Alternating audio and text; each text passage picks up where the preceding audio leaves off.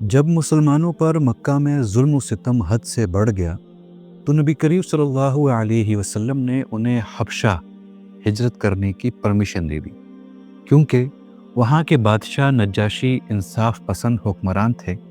چنانچہ چند مسلمان حبشہ ہجرت کر گئے اور وہاں امن محسوس کیا، لیکن کچھ عرصے بعد انہیں یہ خبر ملی کہ قریش نے ظلم و ستم ختم کر دیا ہے اور اب اسلام کے لیے مکہ میں سازگار ماحول ہے۔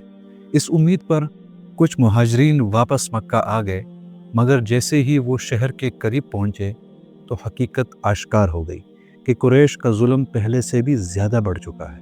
واپس آنے والے مسلمانوں کو شدید مشکلات کا سامنا کرنا پڑا۔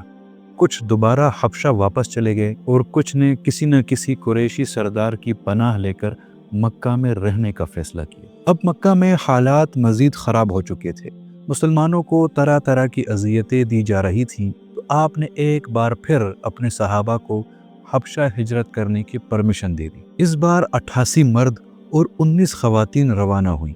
ان میں نبی کریم صلی اللہ علیہ وسلم کے چچا زاد بھائی حضرت جعفر بن ابی طالب رضی اللہ تعالی عنہ بھی شامل تھے، جو بعد میں نجاشی کے دربار میں مسلمانوں کی قیادت کرنے والے تھے۔ یہ ہجرت مسلمانوں کے لیے ایک بہت بڑی آزمائش تھی۔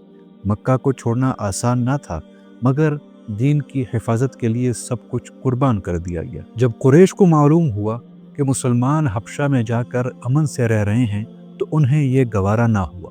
انہوں نے ایک چالاک حکمت عملی اپنائی اور 2 سفیر عمرو بن عاص اور عبداللہ بن ابی ربیعہ کو قیمتی تحائف دے کر حبشہ بھیجا تاکہ بادشاہ نجاشی کو مسلمانوں کے خلاف بھڑکایا جا سکے۔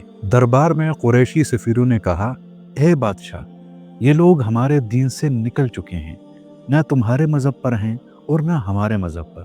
ہم چاہتے ہیں کہ آپ ان لوگوں کو ہمارے ساتھ واپس بھیج دیں تاکہ ان کے ساتھ وہی سلوک کیا جائے جو ہمارے دستور کے مطابق مناسب ہو۔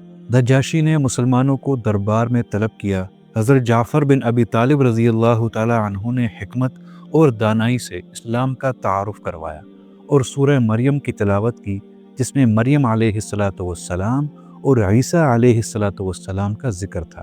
یہ سن کر نجاشی کی آنکھوں سے آنسو بہہ نکلے اور انہوں نے کہا کہ یہ کلام اور جو کچھ حضرت عیسیٰ علیہ السلام لائے تھے دونوں ایک ہی چراغ سے نکلے ہیں۔ میں ہرگز ان لوگوں کو تمہارے حوالے نہیں کروں گا۔ یوں قریش کی چال ناکام ہو گئی اور نجاشی مسلمانوں کا خیر خواہ بن گیا۔